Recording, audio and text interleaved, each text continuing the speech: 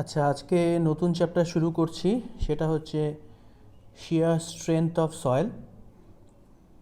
তো শিয়ার strength of soil বলতে গিয়ে আমাদের আগে দুটো জিনিস আলোচনা করে নিতে হবে। সেটা হচ্ছে গিয়ে একটা নর্মাল স্ট্রেস,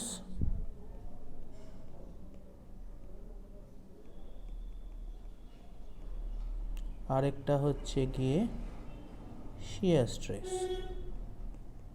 এই দুটো কী জিনিস সেটা জেনে নিতে হবে, এটা আমরা অলরেডি জানি। এখন কোনো প্লেনের উপরে যদি এরমভাবে তার উপরে যদি পারপেন্ডিকুলারলি কোনো লোড পড়ে, সে পি লোড পড়ছে, এটা এই প্লেনের উপরে যে স্ট্রেসটা ফর্ম করবে, এই প্লেনটা যদি এরিয়া হয় এ, তাহলে স্ট্রেস হবে p by a. In that case this is a normal stress because the force is acting normally or at a 90 degree. এটা এইভাবে অ্যাক্ট করছে। এবার যদি এটা প্যারালাল টু প্লেন হয়, ফোর্সটা অ্যাপ্লাই হচ্ছে, say the force is applying like this, এবং এটা হচ্ছে প্লেনটা। ইন দ্যাট কেস এটার এরিয়াও যদি এ হয়, in that case f by a is shear stress. এখন সয়েলের ক্ষেত্রে এই শিয়ার স্ট্রেস এবং তার সাপেক্ষে স্ট্রেংথ, এ দুটো খুব ইম্পর্ট্যান্ট। তো শিয়ার স্ট্রেস কাকে বলে বুঝলাম, নর্মাল স্ট্রেস কাকে বলে বুঝলাম। এবার আমি দুটো জিনিস আবার আলোচনা করব, সেটা হচ্ছে গিয়ে শিয়ার স্ট্রেস কি অ্যান্ড শিয়ার স্ট্রেংথ কি। এই দুটোর মধ্যে তফাৎ কিন্তু ভালো করে বুঝতে হবে। শিয়ার স্ট্রেস হলো, যদি ধরো মাটি এরকম আছে, একটা ফাউন্ডেশনের কথা আমি চিন্তা করছি, এটা একটা ফাউন্ডেশন, এটা একটা আইসোলেটেড ফুটিং, এটা গ্রাউন্ড লেভেল। এবার এটা এই যে মাটির উপর এখানটায় আছে, এটা স্বাভাবিকভাবেই এই জায়গাটায় এরমভাবে একটা লোড আসতে থাকবে মাটির উপরে, এবং এর যে প্রবণতাটা থাকবে যে মাটির মধ্যে এরমভাবে বসে যাওয়ার চেষ্টা করবে, হয়তো এরমভাবে বসে যেতে চাইবে। তাহলে এই দুটো ফেসে কী ধরনের স্ট্রেস ডেভেলপ করবে? শিয়ার স্ট্রেস ডেভেলপ করবে। এই শিয়ার স্ট্রেসকে নেওয়ার যে মাটির ক্ষমতা, সেটাকে বলা হয় শিয়ার স্ট্রেংথ। তাহলে শিয়ার ফোর্সের জন্য প্লেনে যে স্ট্রেসটা ডেভেলপ করছে শিয়ার স্ট্রেস, এবার মাটির মধ্যে বা সয়েলের মধ্যে আমাদের এই স্ট্রেস ডেভেলপ করার প্রবণতা খুব বেশি থাকবে, কেননা মাটি যখন বসতে চাইবে, যে অংশ দিয়ে বসবে তার সাইডের অংশের সঙ্গেও শিয়ার স্ট্রেস ডেভেলপ করবে। এবার যে মাটির শিয়ার স্ট্রেংথ যত বেশি হবে, দ্যাট মিন্স সহজে বসতে দিতে চাইবে না, সে মাটি তত ভালো হবে। তাহলে যদি ভালো পরিমাণে, এটা শিয়ার হবে, যদি ভালো পরিমাণে শিয়ার স্ট্রেংথ থাকে, তাহলে ওর স্ট্রেস নেওয়ার ক্ষমতা বেশি থাকবে। তাহলে স্ট্রেস এবং স্ট্রেংথ, এই দুটোর কথা কিন্তু ভাবতে হবে। আমাদের পড়াশোনার চাপ চলে আসে, which is known as stress, আমরা স্ট্রেসড হয়ে যাই, এবং যার মধ্যে স্ট্রেংথ বেশি থাকে সেই স্ট্রেসটাকে ভালো নিতে পারে। তাহলে এই দুটো জিনিসের কথা কিন্তু আমাদের খেয়াল রাখতে হবে। নেক্সট যে অ্যাসপেক্টে আসবো, সেটা হচ্ছে গিয়ে কোনো একটা মাটির মধ্যে, ধরো একটা গ্রাউন্ড লেভেল আছে, মাটির ভিতরে আমি এরকম একটা জায়গাকে চিন্তা করলাম, তার মধ্যে একটা পয়েন্টকে চিন্তা করলাম, সে পয়েন্ট এ, এবং এই মাটির এই অংশটার উপরে ধরো খুবই এই ছোট্ট, এই জায়গাটা ধরো খুবই ছোট্ট, যেটা আমি বড় করে চিন্তা করছি। এবার তার মধ্যে একটা পয়েন্ট আছে, এই পয়েন্টগুলোর উপরে মাটি কী করছে, মাটির উপরের মাটি এর মধ্যে স্ট্রেসের সৃষ্টি করবে। এবার এরকম স্ট্রেসড কোনো মিডিয়ামের মধ্যে কোনো একটা পয়েন্ট যদি আমি কল্পনা করি, তাহলে তার মধ্যে দিয়ে ইনফাইনাইট নাম্বার অফ প্লেনসকে কল্পনা করা যেতে পারে। এরকম একটা প্লেন হতে পারে, এরকম একটা প্লেন হতে পারে, এরকম একটা, এটা তো আমি টু ডিতে চিন্তা করছি, মানে 2 ডাইমেনশনে চিন্তা করছি। এটা 3 ডিতে চিন্তা করলে অনেকগুলো প্লেন্সের সংখ্যা অনেক বেশি হয়ে যাবে, তার মানে ইনফাইনাইট নাম্বার অফ প্লেন্স হতে পারে। এবার দেখা যায় এই রকম অনেক প্লেন্সের মধ্যে অ্যাটলিস্ট 3 নাম্বারস অফ প্লেন্স থাকে, যারা কিনা মিউচুয়ালি প্লেন্স থাকে, যারা কিনা মিউচুয়ালি অর্থোগোনাল হয়। মিউচুয়ালি অর্থোগোনাল মিন্স তারা নিজেদের মধ্যে 90 ডিগ্রি অ্যাঙ্গেল ক্রিয়েট করে থাকে। সে এরকম, সে এই অ্যাঙ্গেলটা 90 ডিগ্রি, এই অ্যাঙ্গেলটা 90 ডিগ্রি, এই অ্যাঙ্গেলটা 90 ডিগ্রি, মিউচুয়ালি অর্থোগোনাল হয়। এবং সেই প্লেনগুলোতে দেখা যায় তাতে শুধু নর্মাল স্ট্রেস আছে বাট শিয়ার স্ট্রেস তাদের জিরো হয়, শিয়ার স্ট্রেস জিরো হয়, নর্মাল স্ট্রেস থাকে। তাহলে কোনো পয়েন্টের উপর যখন স্ট্রেসড হয় সেই পয়েন্টে হাজারো লক্ষ প্লেনস থাকতে পারে, সেই প্লেনসগুলোর মধ্যে এরকম 3টে প্লেন থাকে যেগুলি মিউচুয়ালি অর্থোগোনাল হয় এবং যেখানে শুধু নর্মাল স্ট্রেস থাকে বাট কোনো শিয়ার স্ট্রেস থাকে না। এই রকম মিউচুয়ালি এই অর্থোগোনাল প্লেনগুলোকে বলা হয়ে থাকে প্রিন্সিপাল প্লেন। এবার এই প্রিন্সিপাল প্লেনসগুলোর মধ্যে যে স্ট্রেস ডেভেলপ হয় সেই স্ট্রেসগুলোকে যদি আমি প্রথমটাকে যদি সিগমা 1 লিখি, সেটা যদি গ্রেটার দেন দ্বিতীয়টাকে যদি সিগমা 2 লিখি এবং সেটা যদি সিগমা 3 তৃতীয়টাকে লিখি, অর্থাৎ কিনা 3টে প্লেনের মধ্যে একটাতে স্ট্রেস হচ্ছে সিগমা 1, দ্বিতীয়টার স্ট্রেস হচ্ছে সিগমা 2, তৃতীয়টার স্ট্রেস হচ্ছে সিগমা 3। এর মধ্যে sigma 1 is greater than sigma 2 and sigma 3 and sigma 2 is greater than sigma 3। যদি হয় তাহলে সেরম ক্ষেত্রে এই প্রথম সিগমা 1 যেখানে ক্রিয়েট হচ্ছে বা যেই স্ট্রেসটায় 3টে প্লেনের মধ্যে যেখানে সবচেয়ে বেশি স্ট্রেস পাওয়া যায় তাকে বলা হয় মেজর প্রিন্সিপাল স্ট্রেস, সিগমা 1। মাঝেরটাকে বলা হয় মিডিয়াম প্রিন্সিপাল স্ট্রেস এবং শেষেরটাকে বলা হয় মাইনর প্রিন্সিপাল স্ট্রেস। এবার যেহেতু আমরা আমাদের এই সাবজেক্টের মধ্যে আমাদের যে পেরিফেরি আছে তাতে আমরা 3 ডাইমেনশনালে কোনো জিনিস চিন্তা করব না, আমরা 2 ডাইমেনশনালে চিন্তা করব, তাই আমরা এই মিডিয়াম প্রিন্সিপাল স্ট্রেসটাকে নিয়ে অত ভাবিত হই না। আমরা যে জিনিস দুটো নিয়ে চিন্তা করি সেটা হচ্ছে sigma 1 and sigma 3, that is 2 ডাইমেনশনে মেজর প্রিন্সিপাল স্ট্রেস এবং মাইনর প্রিন্সিপাল স্ট্রেস নিয়েই আমাদের কাজ করতে হবে। তাহলে প্রথম কথা কি বললাম না, যেটা বললাম সেটা হচ্ছে কি একটা পয়েন্টের মধ্যে সেটা যদি স্ট্রেস থাকে সেখানে অনেকগুলো নাম্বার অফ প্লেনস থাকে, এরকম প্লেনসের মধ্যে 3টে এরকম প্লেন থাকে যারা নিজেদের মধ্যে অর্থোগোনাল হয় এবং এই 3টে প্লেনে কোনো রকমের শিয়ার স্ট্রেস থাকে না, শুধু নর্মাল স্ট্রেস থাকে। এই প্লেনগুলোকে বলা হয় প্রিন্সিপাল প্লেন। এই প্রিন্সিপাল প্লেনের মধ্যে একটা থাকে major principal plane, minor principal plane and medium principal plane, এবং এখানে যে স্ট্রেসগুলো সৃষ্টি হয় major principal stress, medium principal stress এবং মাইনর প্রিন্সিপাল স্ট্রেস। আমরা আমাদের সাবজেক্টের পেরিফেরিতে 2 ডাইমেনশনালে চিন্তা করব, তাই এখানে আমাদের 2 ধরনের স্ট্রেস নিয়ে ভাবতে হবে। একটা হচ্ছে major principal stress that is sigma 1 আর মাইনর প্রিন্সিপাল স্ট্রেস সিগমা 3। এবার এই স্ট্রেস কিনা অর্থাৎ কিনা যখন চাপ পড়ছে, shear stress, shear force apply হচ্ছে, তখন মাটির মধ্যে শিয়ার স্ট্রেস ডেভেলপ করে যাচ্ছে। এই শিয়ার স্ট্রেস যখন ডেভেলপ করে এর থেকে একটা জিনিস বলা আছে যে যদি এই দুটো স্ট্রেস জানা থাকে, that is sigma 1 and sigma 3 সম্বন্ধে যদি আমাদের আইডিয়া থাকে, এ দুটো যেখানে যে দুটো অর্থাৎ ধরো মেজর প্রিন্সিপাল স্ট্রেস একটা মাইনর প্রিন্সিপাল স্ট্রেসে অ্যাক্ট করছে, ধরো বা এটা এরকমও হতে পারে, এরকম একটা হলো, এরকম একটা প্লেন আছে, দুটো 90 ডিগ্রিতে আছে, এর মধ্যে ধরো এটা হচ্ছে গিয়ে মেজর প্রিন্সিপাল প্লেন এটা, আর এটা হলো মাইনর প্রিন্সিপাল প্লেন।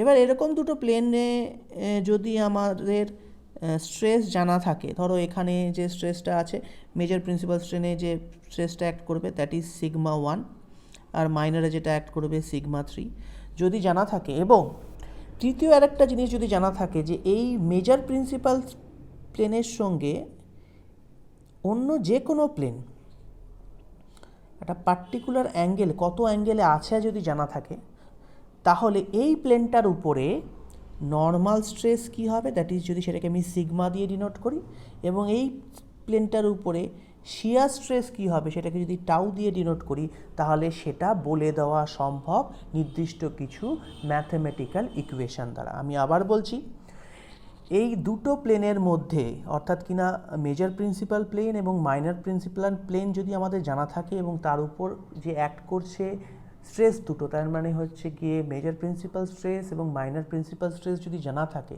তাহলে ওই পয়েন্ট দিয়ে পাস করা অন্য যে কোনো প্লেন, যে প্লেনটা মেজর প্রিন্সিপাল স্ট্রেনের সঙ্গে যে কোনো অ্যাঙ্গেল ক্রিয়েট করে থাকুক না কেন, সেই অ্যাঙ্গেলটাও যদি জানা থাকে, মানে আলফা সম্বন্ধে যদি আমাদের আইডিয়া থাকে, এটা যেমন এর সঙ্গে দেখো আমি বলতে চাচ্ছি সেটা হচ্ছে এই প্লেনটার সঙ্গে এটা অ্যাঙ্গেলটা ক্রিয়েট করে, সেটা যদি জানা থাকে তাহলে অন্য যে কোনো প্লেনে আমরা সেই প্লেনের উপর নর্মাল স্ট্রেস কত হবে এবং শিয়ার স্ট্রেস কত হবে সেটা বের করে দিতে পারি। ধরো এখানে যেমন আমি যেটা জিনিসটাকে যদি বোঝাই তাহলে ব্যাপারটা অনেকটা এরকম হবে। ধরো এই প্লেনটা, এই জিনিসটাই বলছিলাম, এই প্লেনটা এখানে এটা হচ্ছে কি মেজর প্রিন্সিপাল প্লেন, এটা হচ্ছে মাইনর প্রিন্সিপাল প্লেন, এটা 90 ডিগ্রি অ্যাঙ্গেলে আছে। এবার আমি এই জিএইচ প্লেনটার উপরে নর্মাল স্ট্রেস কত হচ্ছে এবং শিয়ার স্ট্রেস কত হচ্ছে আমি সহজেই বের করে ফেলতে পারবো। কি করে বের করে ফেলতে পারবো? তার জন্য আমাদের দুটো ফর্মুলা লাগবে। কি সেই ফর্মুলা?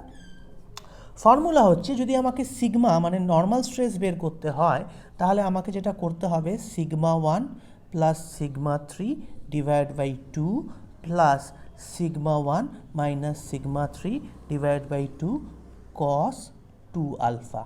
তার মানে হলো এই যে প্লেন দুটো বললাম, এই প্লেনের উপরে যদি আমার এই সিগমা 1টা জানা থাকে, সিগমা 3টা জানা থাকে এবং এই অ্যাঙ্গেলটা যদি জানা থাকে, তাহলে আমি কি করব, আমি এই যে সিগমাটা এটা বের করে ফেলতে পারবো এই ফর্মুলাটা দিয়ে। এই ফর্মুলাটাই বলছে major principal stress plus minor principal stress divide by 2 plus major principal stress minus minor principal stress divided by 2 into cos 2 alpha. Alpha হচ্ছে the angle that plane creates with the major principal plane। তাহলে সেই ক্ষেত্রে আমি এই সিগমাটা এই formula দিয়ে বের করে ফেলতে পারবো। এটাকে ধরো আমি 1 নম্বর ইকুয়েশন বললাম। ঠিক একই রকমভাবে আমরা এর উপরে যে শিয়ার স্ট্রেস, অর্থাৎ যেই প্লেনটার কথা দেখালাম জিএইচ, এই যে প্লেনটার কথা দেখাচ্ছি, এই যে এই প্লেনটা, এখানে যে এটা আছে টাউ দিয়ে শিয়ার স্ট্রেসকে ডিনোট করা হয় আর সিগমা দিয়ে নর্মাল স্ট্রেসকে ডিনোট করা হয়। সিগমাটা দেখলাম, এবার টাউ কি হবে? টাউ এর জন্য আবার আরেকটা ফর্মুলা আছে। কি সেই ফর্মুলা? ফর্মুলা হচ্ছে tau is equal to sigma 1 minus sigma 3 by 2 sine into sine 2 alpha. তাহলে দেখো আমাদের কাছে কি কি জিনিস উপলব্ধ থাকলে আমরা কি কি জিনিস বের করে ফেলতে পারছি। আমাদের কাছে major principal stress, minor principal stress এবং যে প্লেনটার আমি নর্মাল স্ট্রেস ও শিয়ার স্ট্রেস বের করতে চাই তার যদি অ্যাঙ্গেল জানানো থাকে তাহলে আমি সেই প্লেনের মধ্যে নর্মাল স্ট্রেস কী হবে, শিয়ার স্ট্রেস কী হবে বের করে ফেলতে পারলাম। তাহলে একটা পার্টিকুলার পয়েন্টে উপর থেকে লোড আছে, সেখানে যা প্রিন্সিপাল প্লেনগুলো আছে তার সাপেক্ষে অন্য প্লেনের আমি স্ট্রেস বের করে ফেলতে পারলাম। এখানে কিন্তু আলোচনা হচ্ছে মাটির মধ্যে স্ট্রেস পড়বে কীরকম, তাহলে মাটি কতটা ভাবে কোন দিকে কী পরিমাণ স্ট্রেস হবে সেই নিয়ে আলোচনা হচ্ছে। স্ট্রেংথের অ্যাসপেক্টে কিন্তু আমরা এখনও ঢুকিনি। আচ্ছা, এবার এই দুটো ইকুয়েশনকে, এটাকে 2 নম্বর ইকুয়েশন বললাম। এবার দেখা গেল এই দুটো ইকুয়েশনকে আমরা গ্রাফিক্যালি রিপ্রেজেন্ট করতে পারি একটা সার্কেলের মাধ্যমে। সেই সার্কেলটাকে বলা হয়ে থাকে মোহর স্ট্রেস সার্কেল।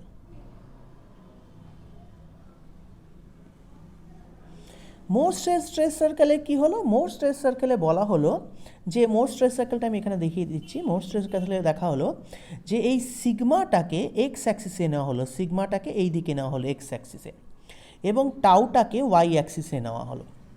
যদি আমি নিই, এবার আমার sigma 1 is greater than sigma 3, তাহলে এবার আমি এই সিগমা 1টাকে প্রথমে এক্স অ্যাক্সিসে মার্ক করলাম, হলো।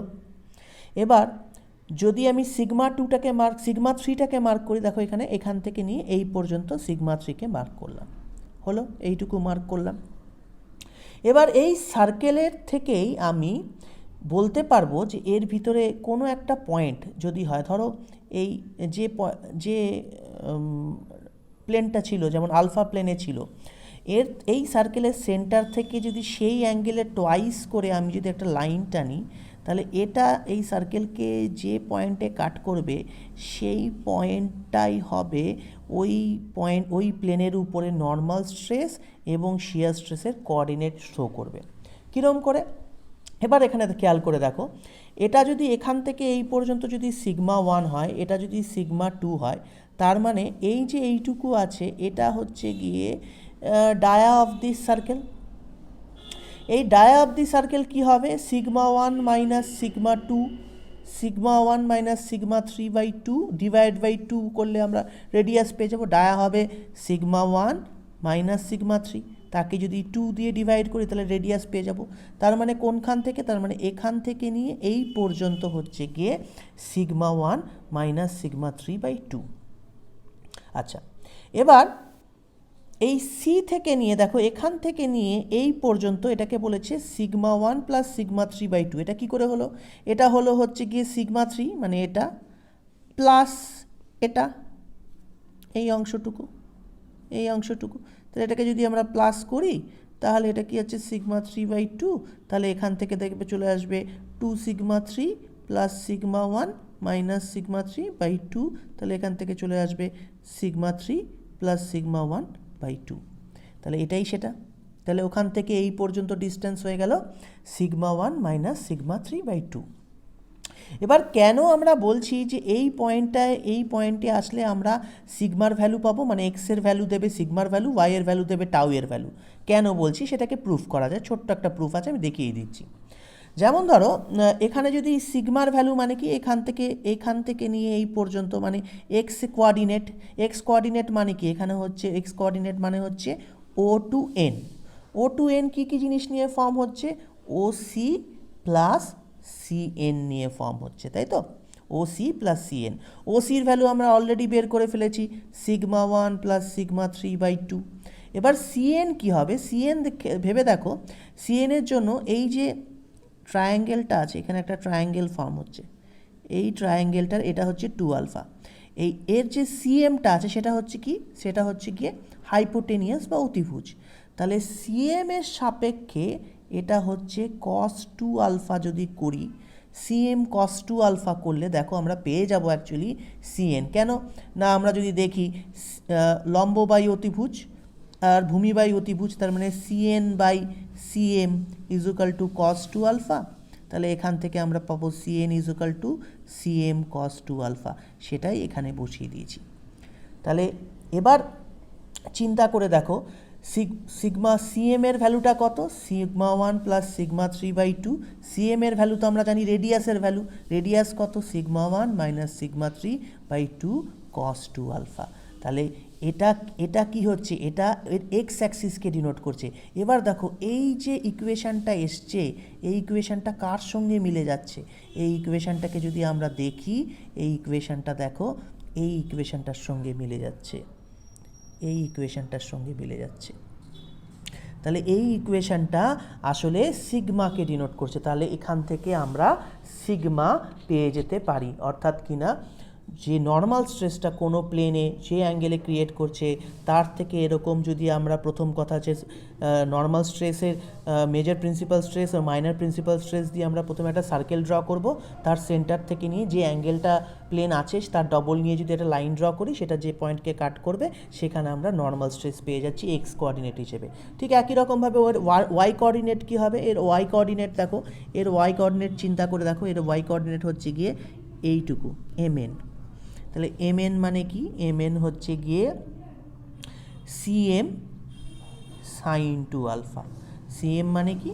Sigma 1 minus sigma 3/2 sine 2 alpha. এটাই ছিল টাউ এর ইকুয়েশন। তাহলে এখান থেকে টাউও পেয়ে যাচ্ছি।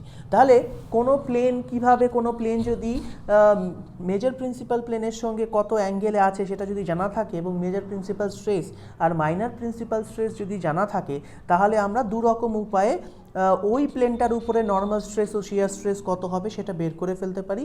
একটা তো হচ্ছে ম্যাথমেটিক্যাল ইকুয়েশন দ্বারা, যেটা প্রথমে দেখালাম, ডাইরেক্টলি ইকুয়েশন অ্যাপ্লাই করো, তার সাপেক্ষে হয়ে যেতে পারে, অথবা গ্রাফিক্যালি, যেটা কিনা এইমাত্র দেখালাম, মোর স্ট্রেস সার্কেলের থ্রু দিয়ে আমরা বের করে ফেলতে পারি। তার সাপেক্ষেও আমরা কি করতে পারি না, আমাদের ক্যালকুলেশন করে আমরা নর্মাল স্ট্রেস এবং শিয়ার স্ট্রেস বের করে ফেলতে পারি। তাহলে দু রকম উপায়ে করা যাচ্ছে। আচ্ছা, এবার আমরা যেটা আসবো সেটা হচ্ছে গিয়ে শিয়ার স্ট্রেংথ, এবার স্ট্রেংথে চলে আসবে। এতক্ষণ আমরা স্ট্রেস নিয়ে আলোচনা করছিলাম যে লোড পড়লেও মাটিটা কীভাবে স্ট্রেসড হয়ে যাবে, মাটির ভিতরে কোনো পার্টিকুলার পয়েন্টে সেখান দিয়ে যে প্লেন যাচ্ছে সেই প্লেনের উপরে নর্মাল স্ট্রেস কী হবে, তার উপরে শিয়ার স্ট্রেস কী হবে, এইগুলো সব আলোচনা করলাম। কিন্তু ওই স্ট্রেস পড়ার ফলে মাটি কি সেটা নিতে পারবে? মাটির মধ্যে কত শিয়ার স্ট্রেংথ আছে সেটা কি করে জানবো? তাই জন্য আমাদের যেতে হবে শিয়ার স্ট্রেংথে। এখন শিয়ার স্ট্রেংথ বলতে গেলে আমাদের দুটো জিনিস আলোচনা করতে হয়, টাইপ অফ মাটি, টাইপ অফ সয়েল। দেখো নর্মাল আমরা যে মাটিগুলো দেখি সেগুলোকে বলা হয় C5 soil. C5 soil, what is c? C stands for cohesion, phi is the angle of internal friction. এখন এই যে শিয়ার স্ট্রেংথ মাটির মধ্যে থাকে, অর্থাৎ কিনা মাটি নেমে যাবে না, সরে যাবে না, উপর থেকে নিচের দিকে নেমে যাবে না, এর কারণ হতে পারে দুটো। একটা হচ্ছে গিয়ে মাটির যদি ক্লেই হয় তাহলে আমরা জানি মাটির মধ্যে একটা সিমিলার কাইন্ড অফ মলিকিউলসের মধ্যে যে অ্যাট্রাকশানটা কাজ করে তাকে আমরা বলি কোহেশন, কোহেশন কাজ করে ক্লেই সয়েলের ক্ষেত্রে। ঠিক একই রকমভাবে যদি আমরা স্যান্ডি সয়েল হয়, সেখানে আমি আগেও বলেছিলাম পারমিয়েবিলিটির ক্ষেত্রে যে সেখানে যে নিজেদের মধ্যে যে স্ট্রেংথটা থাকবে সয়েলে সেটা ডিপেন্ড করবে ফাইয়ের উপর, আর উপরটা ভার্টিক্যাল স্ট্রেস যত পড়বে তত ওটা ফাইয়ের ইয়ে হবে এবং সেক্ষেত্রে ফাইয়ের উপর ওটা ডিপেন্ড করবে। এবার যদি একটা পুরো ক্লেই সয়েল হয়, ফুললি ক্লেই সয়েল যদি হয়, সেক্ষেত্রে এটা কাছাকাছি ধরে নেওয়া হয়, যদি এটা খুব কমই দেখতে পাওয়া যায়, একদম 100% ক্লে পাওয়া যায় না। যদি বলো খুব ক্লে বেন্টোনাইট হয় ক্লেই সয়েল, তার মধ্যেও 98% ক্লে পার্টিকেল থাকে, পুরোপুরি হয় না। কিন্তু যদি হতো বা যদি একদম পাওয়া যায় ক্লে পার্টিকেল, তাহলে সেক্ষেত্রে ধরে নেওয়া হয় ফাই ইকুয়াল টু 0। তখন সেই সয়েলটাকে বলা হয় সি সয়েল বলতে পারো, সি সয়েল। আবার যদি পুরো স্যান্ডি সয়েল হয়, স্যান্ডি সয়েলে কি থাকে না, কোহেশন কিছু থাকে না, কোহেশন লেস সয়েল হয়, সেক্ষেত্রে এই ক্ষেত্রে সিটাকে ধরা হয়ে থাকে 0, সি তখন 0 হয়ে যায়। তাহলে ক্লেই সয়েলের ক্ষেত্রে fully clay, phi would be equals to 0। For sandy soil where phi is predominant but cohesion is 0, তাহলে ফ্রিকশনাল এফেক্ট যদি বলো সেক্ষেত্রে সেটা পুরোপুরি দেখতে পাওয়া যায় স্যান্ডি সয়েলের মধ্যে, আর ক্লেই সয়েলে ফ্রিকশনাল এফেক্ট পুরোপুরি অ্যাবসেন্ট থাকে হচ্ছে কোহেশন। আর নর্মাল যে সয়েলের মধ্যে এরকম ক্লে পার্টিকেলসও থাকে, সয়েল পার্টিকেলসও থাকে, সবগুলোই মিলেমিশে থাকে, তাদের আমরা বলে থাকি C5 সয়েল। এবার এই C5 সয়েলের ক্ষেত্রেই কুলম বলে একজন বিজ্ঞানী, তিনি একটা বলেছেন যে এই মাটির শিয়ার স্ট্রেংথ কী হবে, তার জন্য উনি একটা ইকুয়েশন দিয়েছে, সেটাকে আমরা বলি কুলমস ইকুয়েশন।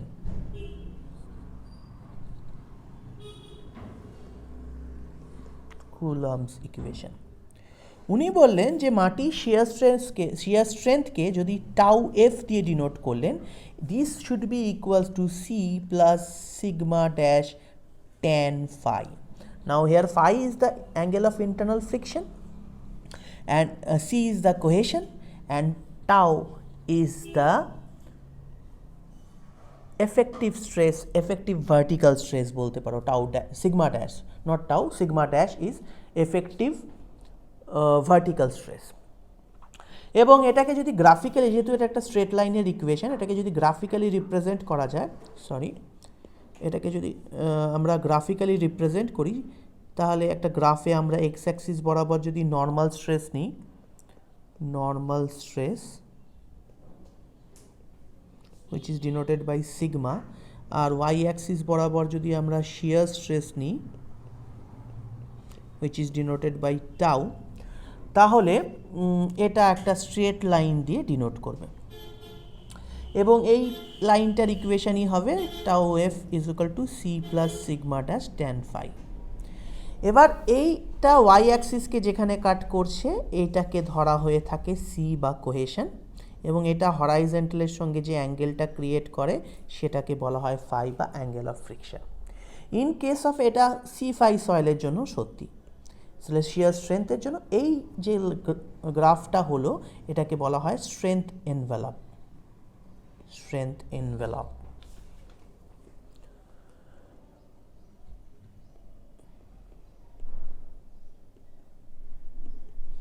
এবার এটা যদি C5 সয়েল না হয়ে যদি ক্লেই সয়েলের জন্য হয়, ক্লেই সয়েলের জন্য কি হবে, সি থাকবে বাট ফাইটা 0 হয়ে যাবে, তখন ক্লেই সয়েলের জন্য এটার ছবি অনেকটা ফাই 0 হয়ে যাবে, তখন অনেকটা এরকম হবে। দেখো এখানে টাউ, এটা সিগমা, এটা হচ্ছে ক্লেই সয়েলের জন্য এরকম টাইপের আমরা একটা লাইন পাবো, এটা যেখানে শিয়ার স্ট্রেংথকে শো করবে। যদি ফুললি ক্লেই সয়েল, আর যদি ফুললি স্যান্ডি সয়েল হয় তখন কি হবে, সিটা 0 হয়ে যাবে, তখন কিন্তু এটা এখান দিয়ে পাস করবে। এখানে সি দেখো, এখানে সি এর ভ্যালু এখানে 0 হয়ে গেছে, আর এখানে ফাই এর ভ্যালু, এটা হরাইজন্টালের সঙ্গে কোনো অ্যাঙ্গেল ক্রিয়েট করছে না, তাহলে এটা সিগমা, এটা টাউ, এটা হচ্ছে গিয়ে স্যান্ডি সয়েলের জন্য আমরা এরকম নেচার অফ কার্ভ দেখতে পাবো। তাহলে এই ইকুয়েশনটা দিয়ে কুলম্ব বোঝালেন যে আমরা মাটির যে স্ট্রেংথ ক্যাপাসিটি আছে সেটা আমরা বের করতে পারবো যদি আমরা এই ফর্মুলাটা ইউজ করি। আমি ফর্মুলাটাকে আবার লিখছি, যে formula is equal to tau f is equal to c plus sigma dash tan phi. তাহলে এবার দেখো আমরা যখন sigma dash is the vertical stress, এখন কোনো মাটির উপরে উপর থেকে কত চাপ পড়লো সেটা তো যা চাপ পড়ছে ডিভাইড বাই এরিয়া করলে আমরা সাধারণভাবে বুঝতে পারি যে sigma dash can be find out, we can find out sigma dash easily. But problem থেকে যাচ্ছে যে কত মাটির উপর লোড পড়ছে তার সাপেক্ষে সিগমা ড্যাশ বের করে ফেললাম। প্রবলেম হচ্ছে এই সি আর ফাইটা নিয়ে, মাটির সি আর ফাই কত সেটা যতক্ষণ না জানতে পারছি আমরা এই টাউ এফটা বের করতে পারবো না। আর আমাদের মেন উদ্দেশ্য এটাই থাকবে, tau F should be greater than the stresses, মানে শিয়ার স্ট্রেংথটা যেন যে স্ট্রেস আসছে তার থেকে বেশি হয়, তাহলে মাটিটা সাস্টেন করবে, ভেঙে পড়বে না, স্ট্রেংথ বেশি থাকতে হবে স্ট্রেসের থেকে। তো সি আর টাউ বের করতে গেলে আমাদের বেশ কিছু কিসের হেল্প নিতে হয়, আমাদের হেল্প নিতে হয় বেশ কিছু টেস্টের। সেই টেস্টগুলোর কথা আমি আলোচনা করব, তার আগে আমি একটু বলে নিই, যেটা হচ্ছে কি in case of Sandy soil C becomes 0, then tau f is equal to sigma dash tan phi. This becomes the equation for sandy soil. আচ্ছা, এবার এই সি আর টাউ যখন বের করা যাবে বা শুধু ফাই যদি বের করতে হয়, তাহলে আমাদের যে টেস্টগুলো করা হয়ে থাকে সেগুলো হচ্ছে গিয়ে, বা ডিটারমিনেশন অফ শিয়ার স্ট্রেংথের জন্য টেস্টগুলো যেগুলো থাকে সেগুলো হচ্ছে, একটা হচ্ছে ডাইরেক্ট শিয়ার টেস্ট, দ্বিতীয় হচ্ছে try axial test, triaxial compression test basically. 3 is unconfined compression test, বা এটাকে শর্ট ফর্মে বলা হয়ে থাকে UC test, unconfined compression test, short form হচ্ছে গিয়ে UC test, unconfined compression test, and fourth হচ্ছে ভেন শিয়ার টেস্ট। এবার সবার প্রথমে আমরা ডাইরেক্ট শিয়ার টেস্টে আসবো, যে এর মাধ্যমে কি করে করা হয়ে থাকে। তার জন্য আমরা এখানে চলে আসি,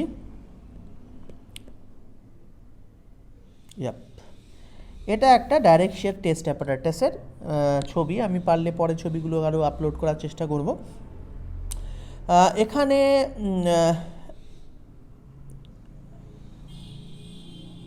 সয়েলকে এরকম একটা বক্সের মতো থাকে, এরকম একটা বক্সের মতো থাকে, দিস কাইন্ড অফ বক্স, এই জায়গাটা, এটাতে আমরা সাইড থেকে এদিক থেকে দেখছি। এখানে সয়েলটা এরকম জায়গায় রাখা হয়েছে, এখানে এইটা একটা পোরাস প্লেট, নিচে একটা পোরাস প্লেট রাখা হয়। কেন এটা আমি এ প্রসঙ্গে বলে রাখি যে অ্যাকর্ডিং টু ড্রেনেজ টেস্ট আবার 3 ভাগে ভাগ করা যায়। একটাকে বলা হয় U test, that is undrained, unconsolidated undrain test. একটা হচ্ছে CU test, that is consolidated drain test. একটা কনসলিডেটেড আনড্রেন টেস্ট, একটা হচ্ছে CG test, consolidated drain test. তাহলে একটা ইউ টেস্ট, একটা হচ্ছে, এটা আমি পরে আলোচনা করব, একটা হচ্ছে সিইউ টেস্ট, একটা হচ্ছে CG test. This is unconsolidated undrained, this is consolidated undrained, this is consolidated drained. আচ্ছা, এবার এখানে কি হয়, ড্রেন কন্ডিশনে এই টেস্টটা করা হয়, মানে এখানে একটা পোরাস প্লেট থাকে, এখানে একটা পোরাস প্লেট থাকে যার মধ্যে দিয়ে জল সহজে বেরিয়ে যেতে পাবে। এবার এই অ্যারেঞ্জমেন্টটাকে কি হয়, এই অ্যারেঞ্জমেন্টটার এখানে একটা ডায়াল গেজ থাকে। ডায়াল গেজটা কি করবে সেটা আমি পরে আসছি, এবং এখানে একটা প্রোভিং রিং থাকে, এখানে লোডটা কত পড়বে সেটা জানার জন্য। এবার এই পুরো সেট আপটা এখান থেকে ঘুরিয়ে ঘুরিয়ে এইভাবে ঘোরানো হয় এই জিনিসটা, তাহলে পুরো সেট আপটাকে এই দিক থেকে প্রেশার দেওয়া হয় উপরের অংশটা। এইটা দেখবে, এটার সবচেয়ে বড় ব্যাপার যেটা, এটা দুটো পার্টে আছে। উপরের এই পার্টটা এখান থেকে মাঝখান থেকে একটা পুরো পার্ট করা আছে, এটা দুটো পার্টে আছে, এরকম এরকম দুটো পার্টে আছে। এই উপরের পার্ট নিচের পার্ট কিন্তু আলাদা। মাটিটা এমনভাবে রাখা হয়, যদি এটাকে যদি এখান থেকে যদি ধাক্কা দেওয়া হয়, এই নিচের পার্টটা এখান থেকে এই দিকে সরে যাবে, এই দিকে নিচের পার্টটা সরে যাবে, এবং এখান থেকে ধাক্কা দিলে কত লোড পড়ছে সেটা এই প্রোভিং রিংয়ে আসতে থাকবে, আর কতটা সরে যাচ্ছে সেটা এই ডায়াল গেজে, যেটা ডিসপ্লেসমেন্ট মাপবে, সেটার মধ্যে আসতে থাকবে। তাহলে ব্যাপারটা বোঝো যে এরকম আছে।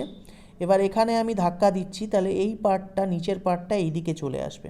এবার এই ধাক্কাটা মেজার করা হচ্ছে এই প্রোভিং রিং দিয়ে, আর কতটা সরে যাচ্ছে সেটা মেজার করা হচ্ছে এই ডায়াল গেজটা দিয়ে। এবার স্বাভাবিকভাবে উপর থেকে এদিক থেকে যখন ধাক্কা দেবো তখন এটা সরে যেতে থাকবে, এবং এর সঙ্গে এর উপরে সবসময় একটা উপর থেকে একটা লোড থাকে, যেটাকে আমরা নর্মাল স্ট্রেস বলতে পারি। যে লোডটা দিচ্ছে সেই লোড বাই এরিয়া করলে একটা সার্টেন লোড থাকে, সেই লোডটা দিয়ে আমরা টেস্টটাকে করা হয়। এমন না যে উপর থেকে কোনো লোড থাকে না, উপর থেকে কিন্তু একটা লোড সবসময় থাকে, যেটাকে নর্মাল স্ট্রেস বলা হচ্ছে। তাহলে এই এক্সপেরিমেন্টটা করতে গেলে আমরা কতগুলো যে তথ্য আমাদের হাতে চলে আসে। একটা উপরের লোড মানে সিগমা, উপরের যেটা লোডটা পড়ছে, নর্মাল স্ট্রেস। সাইডের এই সাইড থেকে যে প্রেশারটা দেওয়া হচ্ছে, এই যে প্রেশারটা দেওয়া হচ্ছে, এর জন্য আমাদের টাউটা পেয়ে যাই, শিয়ার স্ট্রেস। কেননা কতটা এটা আমরা প্যারালাল টু দ্য প্লেন দিচ্ছি, কারণ এখানে মাথায় রাখবে যখনই হবে তখন এটা কোথা থেকে কাট হয়ে যাবে, এখান থেকে কাট হয়ে যাবে, এইখান থেকে সরে যাবে, এখান থেকে ব্যাপারটা স্লাইড করে যাবে এই জায়গাটায় ব্যাপারটা। তো এইটা থাকার ফলে কি হচ্ছে, আমরা এখানে আমরা শিয়ার স্ট্রেসও পেয়ে যাচ্ছি।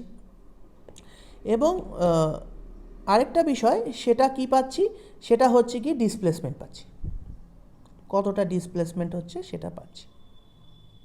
এই তিনটে বিষয় পাচ্ছি। আমরা কি করি, সিগমার ভ্যালুটা প্রথমে একটা সার্টেন সিগমার ভ্যালু দিয়ে টেস্টটা করি, তাতে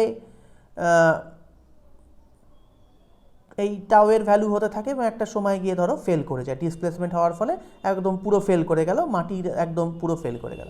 এবার এটাকে যদি আমি গ্রাফিক্যালি রিপ্রেজেন্ট করি, তাহলে দেখা যায় ধরো প্রথমে সিগমাটা একটা পার্টিকুলার নেওয়া হয়েছে, ধরো সিগমা নেওয়া হয়েছে 10 kilo newton per metre square, এরকম একটা পার্টিকুলার সিগমা ওয়ান নর্মাল স্ট্রেসটা, মানে উপর থেকে ভার্টিক্যালি যেটা হচ্ছে। এবং তার সাপেক্ষে যখন আমি এই টাউটাকে ইনক্রিজ করেছি, তাহলে আমরা এরকম ধরনের একটা গ্রাফ পেয়েছি।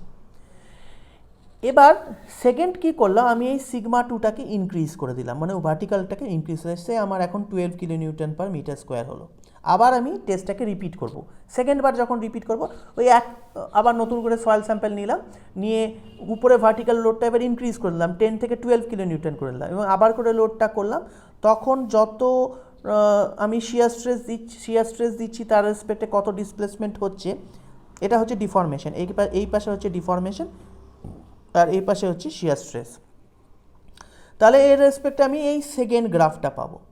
ঠিক একই রকমভাবে আমি আরও সিগমাটাকে ইনক্রিজ করলাম, নর্মাল শেষে এটাকে 14 kilo newton per metre square করলাম, এবং সঙ্গে সঙ্গে আমি আবার করে এক্সপেরিমেন্টটাকে রিপিট করলাম, তাহলে আমি থার্ড গ্রাফটা পাবো। এবারে দেখো প্রত্যেকটা গ্রাফে যেমন এইটা এখানে ফেল করে গেছে, এটা এখানে ফেল করে গেছে, এটা এখানে ফেল করে গেছে। এবার প্রত্যেকটা গ্রাফে একটা করে পিক ভ্যালু থাকবে। এই পিক ভ্যালুর রেসপেক্টে আমি আমার শিয়ার স্ট্রেসটা কত হচ্ছে বা টাউ ম্যাক্স কত হচ্ছে সেটাকে বের করে নেব। যেমন ধরো এখানে 1.4, এখানে 1, এখানে ধরো 0.7 হলো। তাহলে আমি এই এক একটা সিগমার জন্য, মানে সিগমা 1-এর জন্য টাউ ম্যাক্স কত পেলাম, সিগমা 2-এর জন্য টাউ ম্যাক্স কত আমি পেলাম, সিগমা 3-এর জন্য টাউ ম্যাক্স কত আমি পেলাম। এবার এইগুলোকে নিয়ে আমি কি করব, আরেকটা গ্রাফ করব, যেখানে এক্স অ্যাক্সিসে থাকবে সিগমা, ওয়াই অ্যাক্সিসে থাকবে টাউ। এবার সিগমা 1-এর জন্য একটা ভ্যালু পাবো, সেটাকে ধরো সিগমা 1-এর রেসপেক্টে টাউ এখানে পেয়েছি, সিগমা 2-এর রেসপেক্টে ধরো টাউ 2 এখানে পেয়েছি, এবার সিগমা 3-এর রেসপেক্টে এখানে পেয়েছি। এই লাইনগুলোকে এই লাইনটা দিয়ে জয়েন করব, এই লাইন দিয়ে জয়েন করব। তাহলে এটা ওয়াই অ্যাক্সিসকে যেখানে কাট করবে তার সাপেক্ষে আমি পেয়ে যাবো এটা হচ্ছে আমার সি, এবং এটা হচ্ছে কি আমার ফাই যে অ্যাঙ্গেলটা ক্রিয়েট করবে। তাহলে আমার কি দরকার ছিল, সি আর ফাই এর দরকার ছিল। এবং যখনই আমি পেয়ে গেলাম তখনই আমি কি করতে পারবো, আমার স্ট্রেংথ কত হবে, tau f equal to c plus sigma dash tan phi দিয়ে, কেন সি আর সিগমা জানা হয়ে গেল, ট্যান ফাই আমার লোডের রেসপেক্টে আমার কত লোড পড়ছে সেটা আমি জানি, তার রেসপেক্টে ও মাটিটা নেওয়ার সামর্থ্য আছে কি না বা শিয়ার স্ট্রেংথ কত, দেখো আমরা সহজেই বের করে ফেলতে পারলাম। তো এটা হচ্ছে গিয়ে ডাইরেক্ট শিয়ার টেস্ট।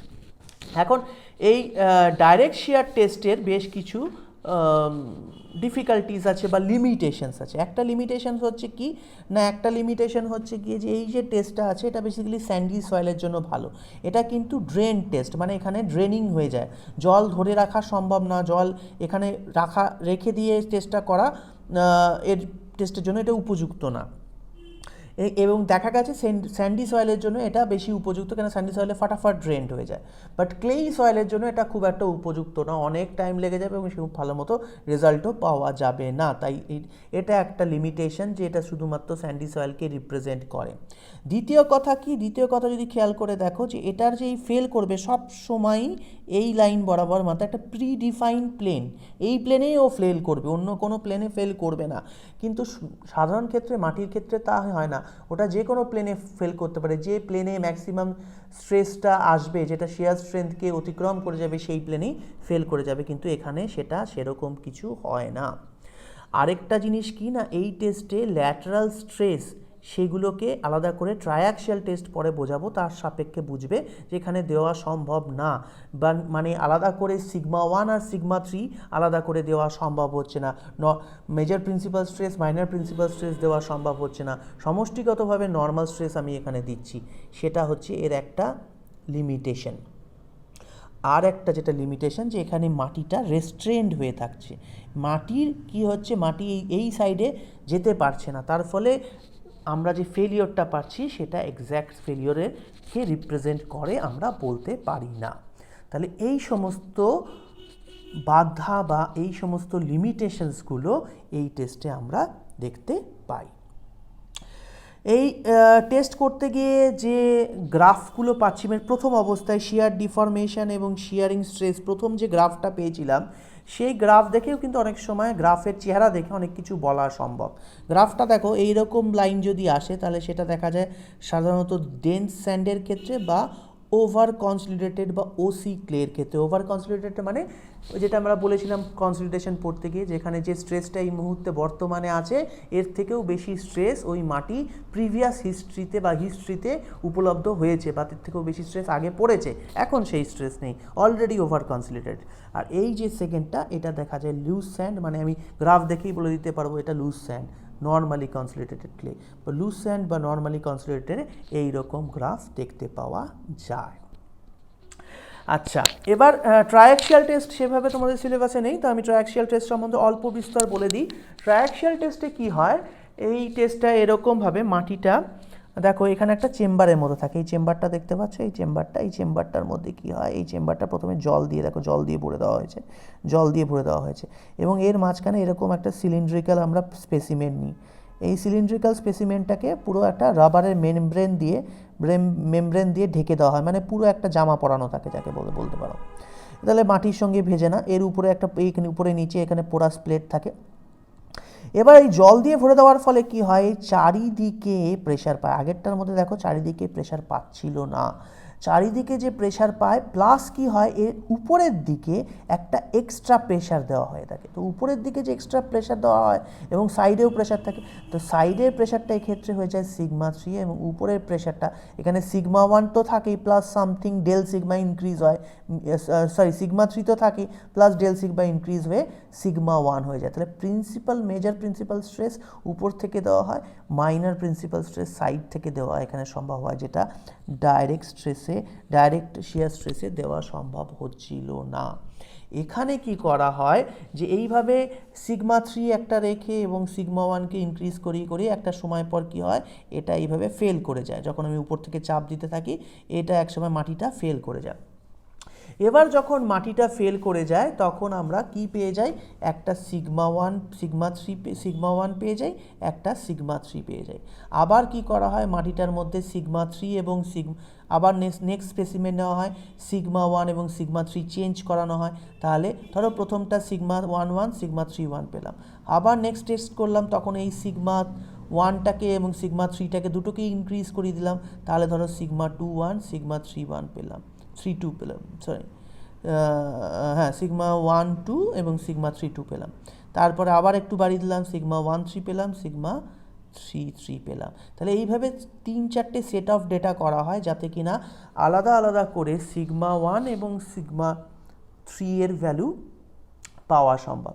এবার কি করি আমরা, এবার একটা গ্রাফে নিয়ে এটা যদি সিগমা হয়, এটা যদি টাউ হয়, এই প্রত্যেকটা সিগমা ওয়ান আর সিগমা টু এর জন্য আমরা একটা করে মোট সার্কেল পাবো। এরমভাবে মোট সার্কেলগুলো আঁকা হয়। এবার যে মোট সার্কেলগুলো আঁকা হচ্ছে, এর যে কমন ট্যানজেন্ট ড্র করা হয়, এর কমন ট্যানজেন্টটা যেখানে কাট করে সেটাই থেকে আমরা, এটা অ্যাকচুয়ালি ফেলিয়ার এনভেলপ, এটা যেখানে সি পেয়ে যাই এবং এর সাপেক্ষে আমরা ফাই পেয়ে যাই। এটা অনেকটাই যেমন এখানে ধরো প্রথম একটা নির্দিষ্ট রেসপেক্টে প্রথম কার্ভটা এটা হলো, সেকেন্ড কার্ভটা এটা হলো, থার্ড কার্ভটা এটা হলো। এবার এর যে কমনটা ট্যানজেন্ট হয়েছে এটা এই জায়গায় কাট করেছে, তাহলে এইটুকু হচ্ছে সি, আর এই যে অ্যাঙ্গেলটা ক্রিয়েট করেছে এটা হচ্ছে ফাই। এটা তোমার ফেলিয়ার এনভেলপ হয়ে গেল। তাহলে ওই মাটির শিয়ার স্ট্রেংথ বের করতে গেলে যা দরকার সি আর ফাই, সে দুটো এইভাবে ট্রায়াক্সিয়াল টেস্টের মাধ্যমে করা হয়ে থাকে। তাহলে আজকের ক্লাসে এই পর্যন্তই। মোর সার্কেল সম্বন্ধে বেশ কিছু জিনিস আরও আমাদের জানতে হবে, প্লাস আনকনফাইন্ড কম্প্রেশন টেস্ট সম্বন্ধে বেশ কিছু জিনিস জানতে হবে, সেটা আমরা পরের ক্লাসে করব।